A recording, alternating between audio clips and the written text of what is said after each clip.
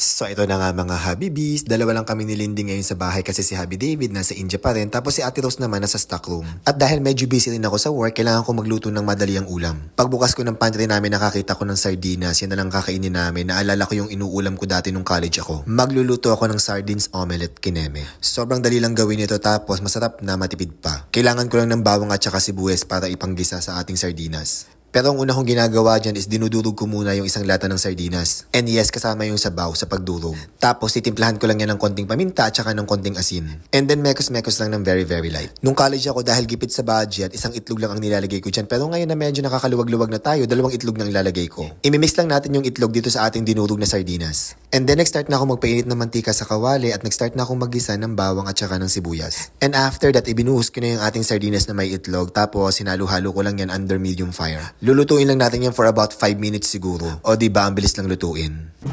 Luto na ang ating sardines omelette kineme. May white rice din tayo. Lindy, timpla ka ng Habibi Calamansi. And kain na tayong dalawa. Dalawa lang tayong kakain today. Excited na akong tikman ng ating sardines omelette. Grabe, siguro nakakain ako nito. Last kong kumain ito more than 10 years ago.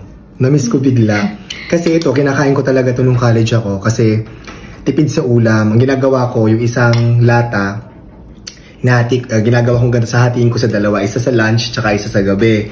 Kasi hindi naman kami mayaman, no? So, talagang kailangan magsikap at tsaka magtipid para may matira pa sa baon. So, gano'n. Hindi naman ganun kalaki ang baon ko nung college ako. Kaya ganito talaga yung madalas kong ulam. Pero favorite ko to.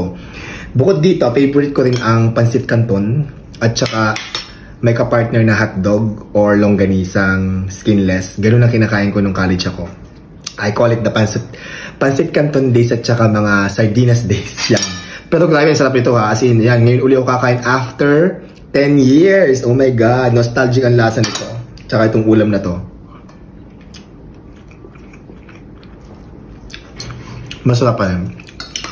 Favorite ko pa rin siya, lalo na sa white rice. Hindi kami nag-black rice, hindi nag-black rice si Lindy. Pero ang sarap niya sa white rice. At gusto ko yung medyo maanghang, kaya kulay red na sardines lagi ang binibili ko, chili. Grabe. Brings back memories nung college ako. Nung nagsisikap ako mag-aral sa buhay yon. Kaya nakakatuwa. Mura na, masarap pa. Tipid ka pa. Lindy, ikaw din ba? Nakapag-ulam kayo ng ganyan? Opo, nung nag-aaral ako sir, ito yung inuulam ko sir. Hala, paano tayo nung nag-aaral ka din, ganyan ang ulam? Opo, kasi sir, mabilis lang pong lutuin. Oo, diba? Tapos, tipid pa. Tipid. Diba? Sarap kaya ng sardines omelette. Namiss ko din tong sir, kainin. Kailan ka last kumain yan? Since grade 8 ako sir. Hala, so ilang taong ka nun?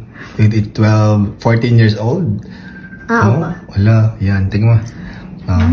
Same pa din ang lasa, diba? Siyempre ang lasa, masarap. Diba? Simple lang pero masarap, diba? Yes. Yes po.